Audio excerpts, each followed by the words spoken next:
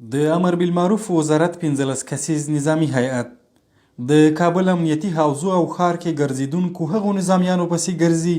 چې څڼې غټې کلګیرې یا ورسره کم عمره هلکان وي. د دې هیئت مشري د وزارت نظامي مرستیال مولوي عبدالرحمن منیر په غاړه ده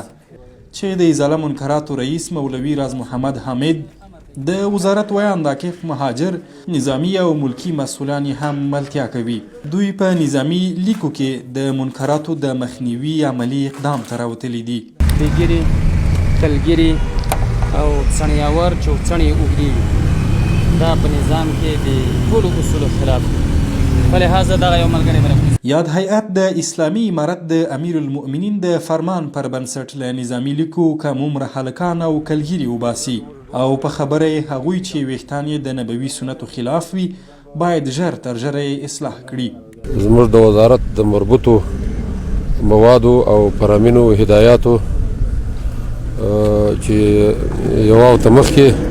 د قومندانۍ ټولو مربوطاتو ته موږ ابلاغ کړي وه. دغه مواد د دغو موادو د تطبیق او د تعمیل دپاره راغلي وو چې بعضې منکرات چې په هغه موادو کې وه که په مجاهدینو کې وي چې د هغو منکراتو ازاله وکړو عملا، او که د بعضو مجاهدینو څڼې د سنت خلاف وي هغه باره کې هم هغوی څخه ټینګ تعهد واخیستی. دوی ټینګار کوي چې د امیر المؤمنین او امر بالمعروف وزارت فرامین باید په ټولو نظامیانو په بشپړ ډول پلي شي. استخباراتو یا د دفاع وزارت یا د داخله وزارت یا په امارت کې څوک کار کوي رسمي د هغوی کیسې منکرات ووینو د هغوی د ازالې دپاره ولاړ، مثلا له غرزنې نه یې ورسره ویا یې څڼې په سنت طریقه نه یې برابر تر څو پورې هغه خپل صورت او سیرت د شرایط مطهره د احکامو سره مطابق برابر،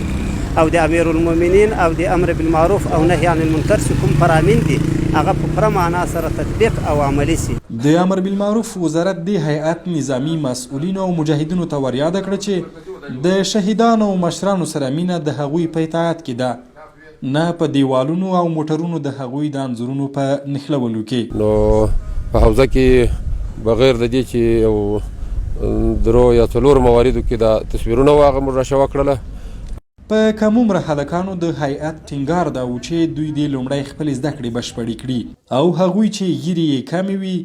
لومړی دې ځانونه پر نبوي سنتو برابر او بیا نظامي لیکو کې خدمت وکړي. د حوزو امیرانو او مسؤلینو د امر بالمعروف وزارت د فرمانونو د پلي کولو په مورد له دې عملي اقدام څخه خوښي څرګنده کړه او هم یې یاد هیئت ته ډاډ ورکړ چې د بیا ځل لپاره به د داسې منکراتو د لیدلو شاهدان ونه اوسي.